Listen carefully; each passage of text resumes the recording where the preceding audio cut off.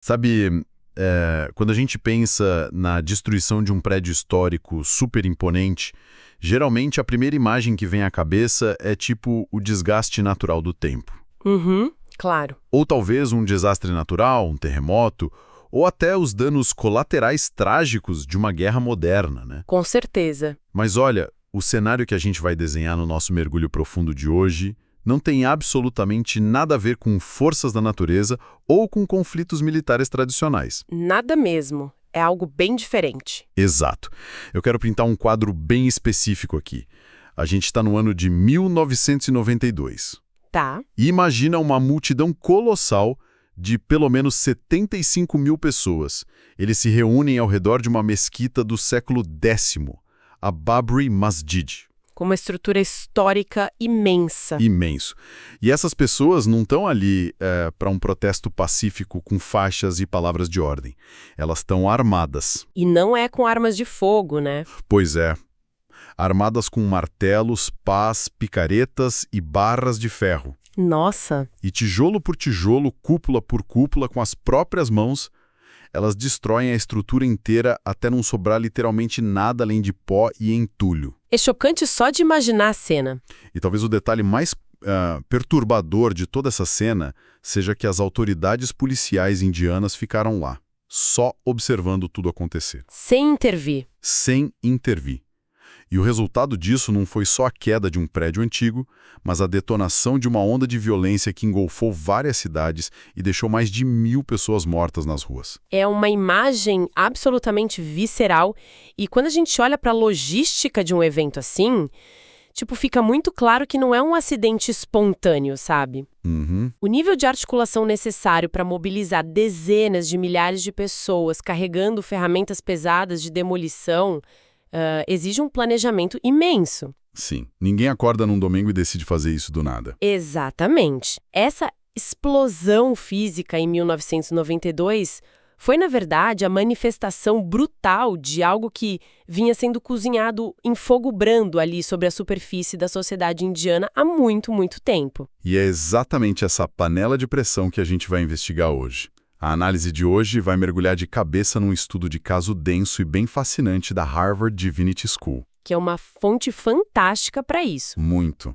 O foco central deles é entender a intersecção entre religião, violência e a construção da paz, especificamente no hinduísmo. Uhum. E o microscópio de Harvard está apontado diretamente para esse evento na cidade de Ayodhya, na Índia, e para essa disputa bizarra em torno da mesquita Babri Masjid. Que é o epicentro de tudo. Isso. A nossa missão hoje é desvendar o mecanismo disso. Como um único pedaço de terra, um local de adoração sagrado, se transforma no centro de disputas legais inacreditáveis, manobras políticas friamente calculadas e, no fim das contas, violência em massa. Mas antes da gente entrar nos detalhes operacionais disso, vale a gente dar um aviso rápido sobre o terreno em que a gente está pisando hoje. Bem lembrado. Muito importante. A gente está lidando com feridas que ainda estão muito abertas, as fontes relatam eventos politicamente supersensíveis, violência real, mortes trágicas e crenças que são profundamente enraizadas envolvendo grupos hindus e muçulmanos. Uhum. Então, o nosso papel aqui hoje não é de jeito nenhum tomar partido. A gente não vai dizer quem está certo ou errado teologicamente e muito menos endossar qualquer facção política ou visão religiosa que a gente for mencionar. Exato. O nosso foco é puramente documental, né? Puramente. O objetivo é olhar para essa documentação de Harvard de forma totalmente neutra e dissecar a mecânica da história para quem está ouvindo a gente. Como esses eventos se conectam sociologicamente e politicamente. Certo. O foco é entender a engrenagem, não julgar a fé de ninguém. E para entender como essas pás e esses martelos foram parar nas mãos daquela multidão em 92, a gente precisa olhar para trás. Bastante para trás. Pois é, não dá para simplesmente ler as manchetes daquele dia e achar que a história começou ali na demolição. De jeito nenhum. E o primeiro passo é a gente entender o tamanho do palco onde isso tudo está acontecendo. A Índia é um dos lugares mais religiosamente diversos do planeta. É gigantesco. Sim. A esmagadora maioria, cerca de 74% da população, é hindu. Mas a minoria muçulmana compõe cerca de 14%. E se a gente pensar em termos de Índia, 14% representam centenas de milhões de pessoas. É a população de um país inteiro, basicamente. Exato. E na esmagadora maioria do tempo, essa convivência gigantesca é super pacífica. Mas aí que tá o ponto. A carnificina lá em Ayodhya não surgiu num vácuo. Ela foi ativamente cultivada. Uhum. Para a violência chegar a esse extremo de quebrar uma mesquita na mão, foi necessário muito ressentimento histórico, um ressentimento que foi manipulado ao longo de séculos. Certo, vamos desdobrar isso. Tudo começa com a geografia sagrada da própria cidade de Ayodhya. Para a fé hindu, Ayodhya não é só tipo um ponto do mapa ou um centro comercial antigo. É um local profundamente reverenciado, que é considerado por muitos devotos como o exato local de nascimento do deus Rama. Que é uma figura central. Centralíssima. Só para dar um pouco de contexto para quem está acompanhando a gente e talvez não seja familiarizado, Rama é o herói divino do épico Ramayana, que é um dos textos mais sagrados e culturalmente influentes de todo o hinduísmo. O peso espiritual dessa terra é incalculável. Incalculável. E a alegação principal, que serve meio que como a faísca inicial de toda essa confusão, é que no ano de 1528, o imperador mogol Babur teria ordenado a construção de uma mesquita, a tal da Babri Masjid, exatamente sobre as ruínas de um templo hindu que marcava o ponto preciso do nascimento de Rama. Ele teria destruído o templo para fazer a mesquita em cima. E aqui a história começa a se misturar pesado com o poder colonial, porque, olha só, a veracidade sobre o que havia de fato naquele terreno antes de 1528 é muito debatida entre os historiadores até hoje. Ninguém tem 100% de certeza, né? Não. Mas o que a gente sabe com certeza documental, e o estudo de Harvard mostra isso, é como essa ambiguidade foi instrumentalizada. Como assim? Existem registros mostrando que rumores específicos sobre a destruição superviolenta do antigo templo hindu foram ativamente alimentados e espalhados pelas autoridades coloniais britânicas séculos depois. Peraí, os britânicos não se aproveitaram só de uma tensão que já estava lá no ar. Eles ativamente inventaram ou impulsionaram o boato? Eles definitivamente impulsionaram as narrativas que serviam àquela tática imperial clássica de dividir para conquistar, sabe? Ah, claro. Quanto mais as comunidades locais brigavam entre si ali em Ayodhya, menos elas iam se unir contra a coroa britânica. É cálculo político puro. Caramba! Sabe, eu gosto de pensar nisso com a seguinte analogia. Imagina que duas pessoas compartilham uma sala de estar gigante. Tá. Elas não são melhores amigas, mas, assim, convivem ali pacificamente por anos. Uma senta de um lado, a outra do outro, assistem a TV de boa. De repente, o administrador do prédio, que é um cara de fora, entra nessa sala e começa a sussurrar no ouvido de um que o outro roubou a mobília original da sala muitos anos atrás. Nossa, perfeito. E aí, fingindo que quer resolver esse problema que ele mesmo acabou de agravar, esse administrador constrói uma cerca de arame farpado bem no meio da sala de estar. Para separar os dois? Exatamente. E foi essencialmente isso que os britânicos fizeram em 1859. Eles literalmente levantaram uma cerca física lá no local de adoração em Ayodhya, separando índos e muçulmanos. E o detalhe é que antes dessa cerca, as duas comunidades frequentavam o complexo juntos. Juntos. E a cerca mudou tudo. E vamos adicionar mais uma camada psicológica a essa sua analogia da sala de estar. Essa cerca não separou só fisicamente. É como se, além de colocar a cerca, os britânicos tivessem ido lá e apagado as luzes da sala. Nossa, sim. Agora você não consegue mais ver a outra pessoa direito, você só ouve os passos dela lá do outro lado da cerca, no escuro. A desconfiança natural vira paranoia. Vira um monstro. Exato. Se a gente conecta isso ao cenário maior, essa manobra colonial simplesmente envenenou o poço. E o tempo não curou isso de forma alguma. Em 1947, a Índia finalmente conquistou a independência. Mas essa independência veio junto com a brutalidade da partilha. O país foi rasgado ao meio para criar a Índia moderna e o Paquistão. Esse processo de redesenhar fronteiras causou o deslocamento de milhões de pessoas. E um número absurdo de mortes. Centenas de milhares de mortes. O trauma social foi inimaginável. Então, quando a gente olha de volta para Ayodhya, ali logo depois de 1947, aquela cerca de 1859 e aqueles boatos já não geravam só um atritozinho local. Já era outra coisa. Eles tinham se transformado num ódio sistêmico profundo. O que prepara o terreno perfeitamente para a noite fatídica de 1949.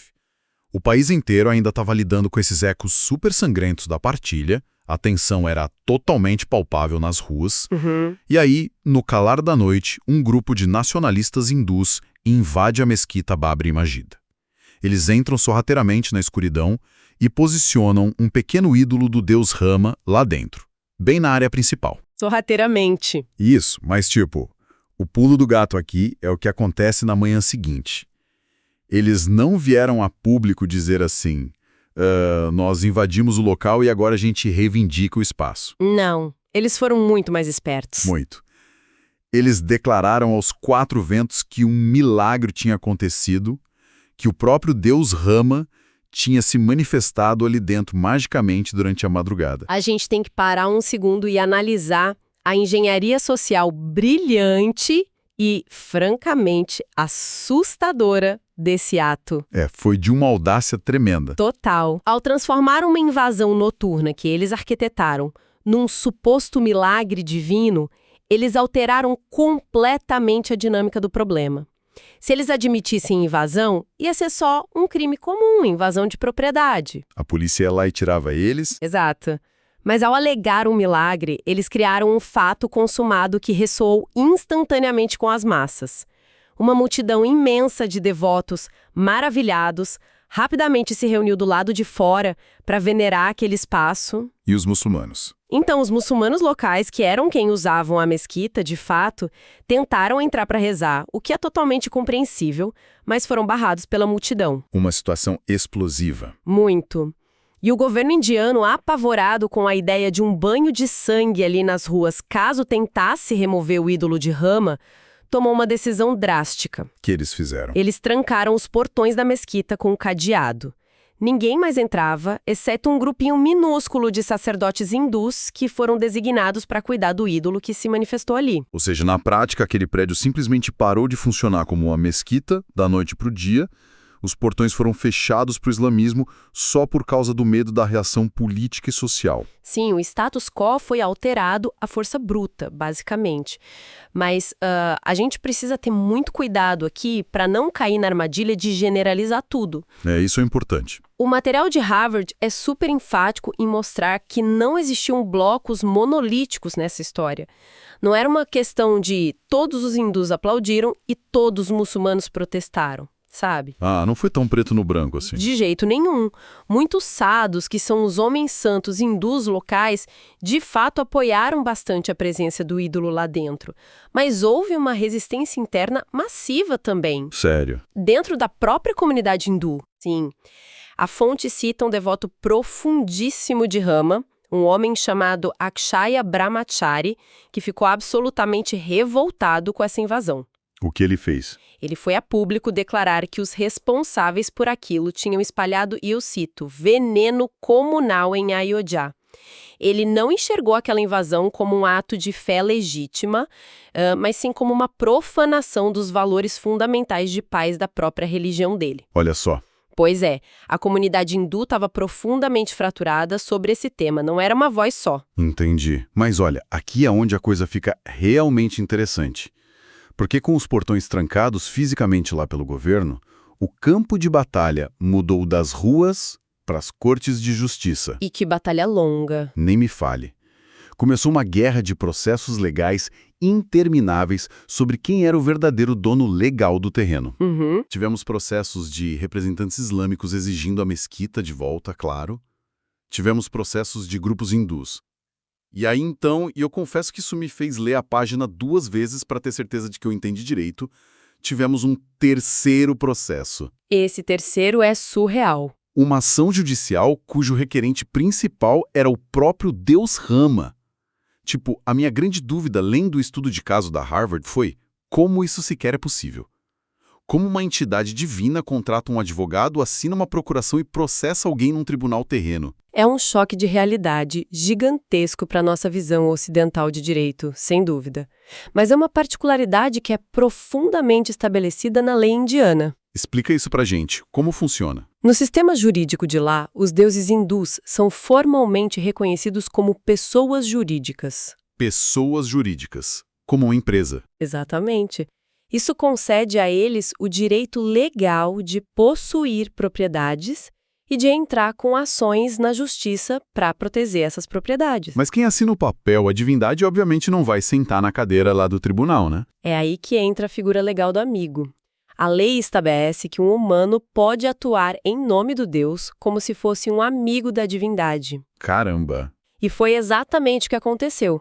Um juiz hindu aposentado chamado Deokinandan Agarwal entrou com a papelada formalizando a si mesmo como o amigo de Rama ali no processo. Certo. E ele argumentou perante a corte que a divindade era a única e incontestável proprietária daquela terra. E qual é o impacto real de colocar um deus como dono no papel? O impacto é brutal, porque você muda completamente o escopo do debate. Você sai de quem construiu o quê primeiro, quem estava lá no século XVI, e passa para um argumento de esta terra é um direito inalienável de uma entidade mortal. Essa manobra jurídica basicamente garante que o caso nunca morra, né? Porque, bom, a divindade está sempre lá reivindicando a posse para todo sempre. Exatamente, não tem prescrição para um deus. Mas enquanto os tribunais indianos afundavam em pilhas e mais pilhas de documentos tentando julgar uma divindade, o cenário nas ruas tomou um rumo ainda mais cínico. A política entrou no jogo. E a gente chega na década de 1980.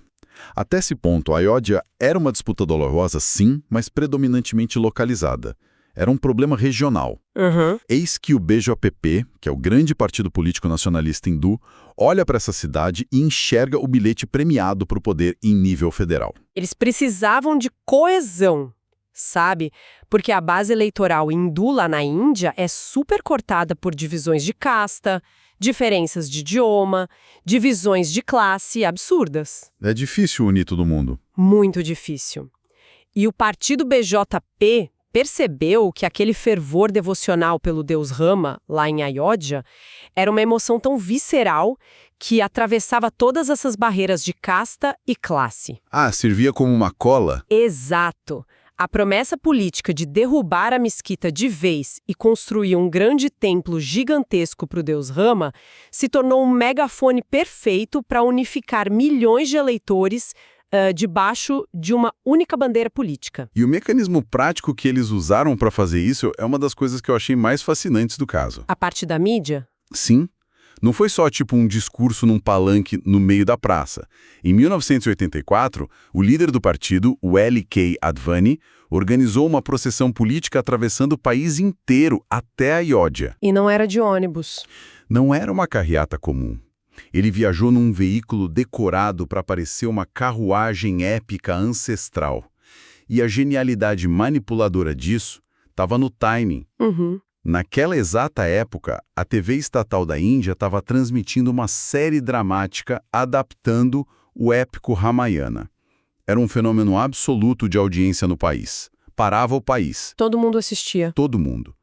E o partido político olhou para essa febre da TV, pegou os mesmos símbolos visuais, a mesma estética, as mesmíssimas cores da série de televisão e envelopou toda a sua campanha política do mundo real com aquilo. É muito engenhoso. Eles borraram completamente a linha psicológica na cabeça da galera entre a devoção religiosa que as pessoas sentiam assistindo a TV em casa e o ato político de votar e apoiar um candidato na rua. O que é fascinante aqui é observar como essa manipulação visual da cultura pop se converte quase que magicamente em poder institucional concreto. Traduz isso em números pra gente. Vamos olhar para a matemática da coisa.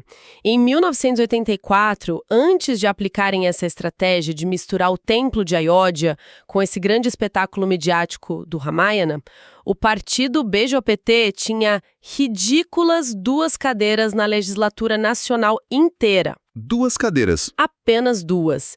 E aí, 5 anos depois de ordenhar ativamente esse sentimento religioso, usando essas procissões de carruagem e discursos hiperinflamados, adivinha? Quantas cadeiras? Eles pularam de 2 para 85 cadeiras. Nossa, de 2 para 85. Foi uma ascensão, assim, meteórica, baseada quase que exclusivamente na instrumentalização dessa disputa religiosa em Ayodhya. E foi justamente esse clima que eles mesmos inflaram com a procissão que culminou na destruição física da mesquita lá em 1992, que a gente discutiu logo no começo. A conta chegou na forma daquela multidão com os martelos. Exatamente. Só que o entulho de 1992 não foi o fim da história.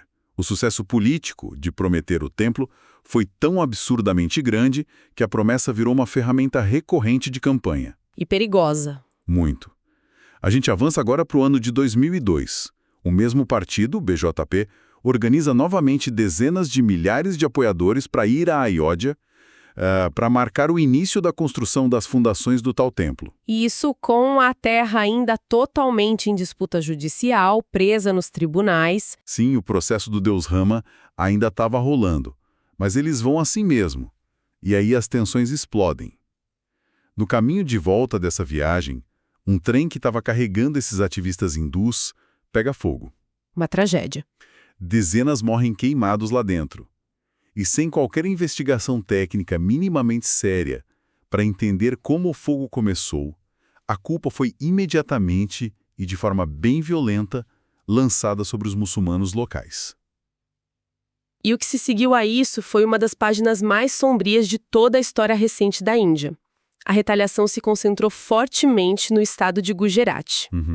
E o detalhe crucial que a gente não pode perder aqui: Gujarat era governado pelo próprio partido BJP na época. Certo.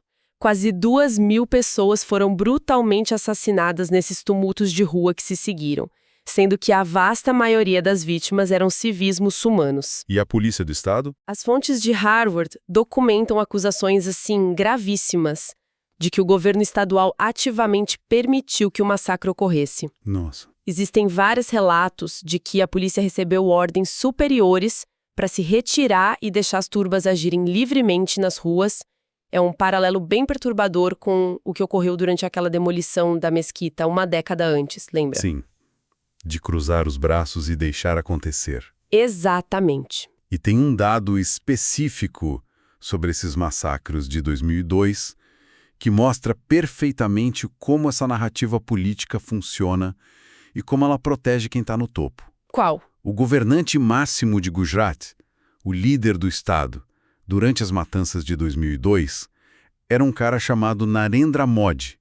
Muitas pessoas que estão ouvindo a gente devem conhecer esse nome das notícias. Sim, um nome de peso. E apesar da enxurrada de acusações sobre a cumplicidade do governo dele na violência que rolou contra a minoria islâmica, a promessa inflexível de que ele construiria o templo de Rama acabou blindando ele politicamente. Na verdade, mais do que blindar, isso impulsionou a carreira dele.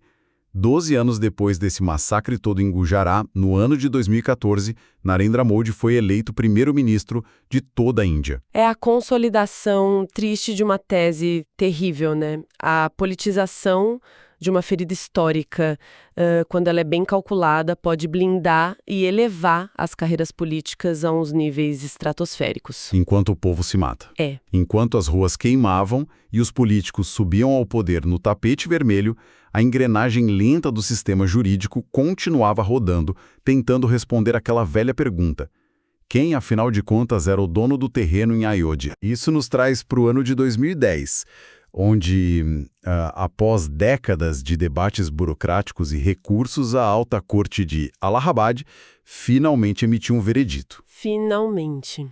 E foi uma decisão, no mínimo, inusitada, viu?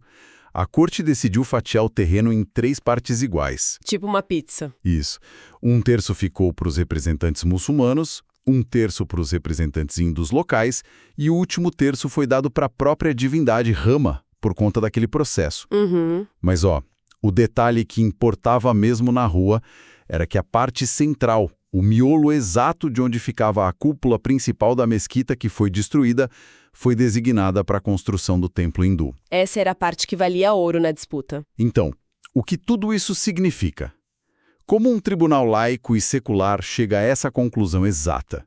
Eles acharam, escrituras de terras do século XVI assinadas por impérios passados provando o templo? E é aí que o nosso conceito ocidental de secularismo sofre um colapso total nessa história. Por quê? Porque o painel de juízes não usou como base principal os registros coloniais ou escrituras imobiliárias tradicionais que a gente está acostumado.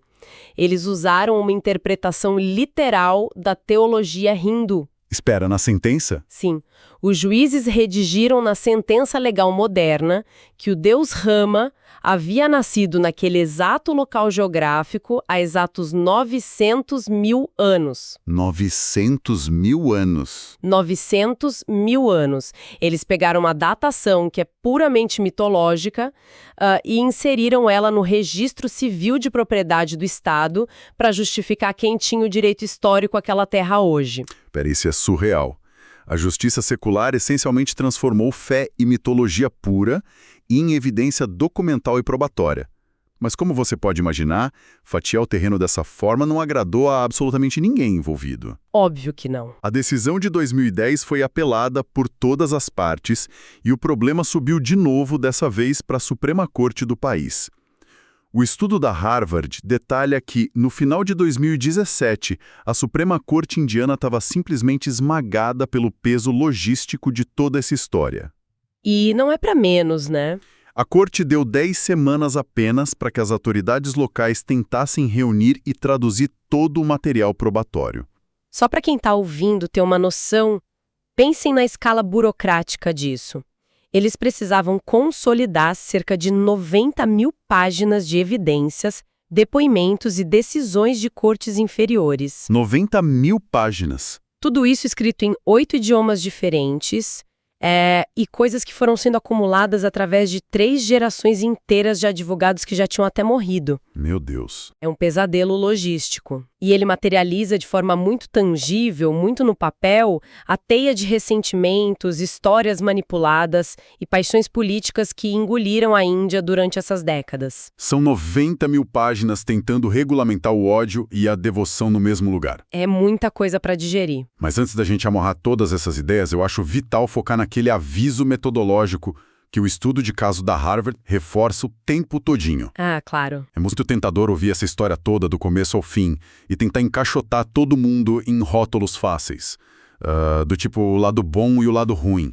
Mas fazer isso seria um erro de análise gigantesco. É essencial pontuar isso para as pessoas. O hinduísmo não é um bloco maciço de pensamento unificado, assim como, nenhuma outra religião grande é. Sim. A violência em Ayodhya foi arquitetada e perpetrada por grupos nacionalistas bem específicos, mas incontáveis hindus espalhados pela Índia testemunharam a destruição daquela mesquita e os massacres subsequentes nas ruas com choque, uma vergonha e um horror profundo. Sim, muita gente discordava. Para muitos devotos de verdade, quebrar a mesquita com picaretas foi a maior traição possível aos princípios pacíficos da própria fé que eles praticam todo dia. É uma deturpação da fé deles. E além desse aspecto teológico, a gente tem que lembrar do aspecto geográfico, o que é importante. A Índia tem o tamanho de um continente. Uma grande parcela da população hindu lá do sul da Índia sequer considera a disputa de Ayodhya um elemento importante na sua vida ou na sua prática espiritual diária. Fica muito longe da realidade deles. Do aceso ativamente por quem lucra politicamente com o calor que ele gera. Perfeito. Fechando então essa complexa rede de eventos, o que essa saga terrível lá de Ayodhya realmente revela pra gente? A tese central, e eu acredito que as evidências do estudo de Harvard deixam isso irrefutável, é que não existe isso de religião intrinsecamente violenta ou religião intrinsecamente pacificadora. A religião funciona mais como um reservatório monumental de energia emocional e narrativa, né? O hinduísmo é super rico, incrivelmente diverso e contém inúmeras vozes debatendo o seu próprio significado do tempo todo. Exato, não é uma coisa só. O que a Ayodhya nos mostra na prática é a mecânica nua e crua do poder humano. Tipo, a mesmíssima tradição religiosa que pode inspirar indivíduos a terem vidas de extrema compaixão e de não violência, Pode ser usada para o oposto. sim, pode ser perfeitamente empacotada por líderes políticos astutos para mobilizar vizinhos a matarem os próprios vizinhos com barras de ferro na rua. É uma ferramenta? No fim do dia, as ferramentas da religião são meio que neutras. O que realmente importa é a mão de quem está segurando o megafone e como a história de um povo é torcida para servir à próxima eleição. Sabe, isso levanta uma questão super importante, algo que fica reverberando muito se a gente olhar para os recursos visuais lá no apêndice do estudo da Harvard, que muita gente ignora. O que tem lá? Há um mapeamento visual de como a violência do épico do Ramayana foi retratada na arte religiosa ao longo dos séculos, desde umas pinturas super minuciosas do ano de 1750 até os quadrinhos modernos e as animações que circulam pela Índia hoje em dia. As ilustrações das batalhas. Exato. E isso meio que nos obriga a confrontar o peso dessas imagens no nosso subconsciente. Numa era onde as antigas escrituras e a cultura visual de massa, a TV, a internet estão totalmente entrelaçadas, qual é o impacto real e prático da arte? O que a gente consome com os olhos, né? Sim. Quando uma tradição decide glorificar, focar nas batalhas e na violência dos seus heróis divinos, através de afrescos, pôsteres e séries dramáticas de TV, até que ponto ela não está, mesmo que sem perceber, fornecendo a coreografia visual para o derramamento de sangue nas ruas reais? Nossa, isso é forte. É possível que as ilustrações que a gente considera só como arte sacra, bonita, funcionem, na verdade, como um roteiro subconsciente de intolerância para as grandes massas. É de se pensar. E se sim, será que a chave para desarmar a violência no futuro de um país não passa justamente por começar a encomendar e consumir novas interpretações artísticas mais focadas não na espada da divindade, mas na sua capacidade de pacificação e união? É um pensamento incômodo, confesso, mas é fundamental para se levar adiante. A gente começou a nossa análise imaginando o ruído de martelos despedaçando a história. O horror de ver cidadãos comuns destruindo o templo de seus próprios vizinhos em meio a toda aquela indiferença do Estado, né? Uhum. O desafio gigante que fica pra gente é entender as ferramentas que as próximas gerações vão escolher empunhar. Ferramentas artísticas, ferramentas teológicas, políticas. Elas vão escolher aquelas desenhadas para apagar as luzes da sala e levantar cercas de arame farpado? Ou aquelas para reconstruir a sala, né? Ou aquelas raras ferramentas capazes de reconstruir o terreno comum, de tirar a cerca do meio? Fica essa reflexão profunda para quem está ouvindo a gente hoje. Obrigado por dedicar o seu tempo a mais esse nosso mergulho minucioso na história. A gente se vê na próxima análise.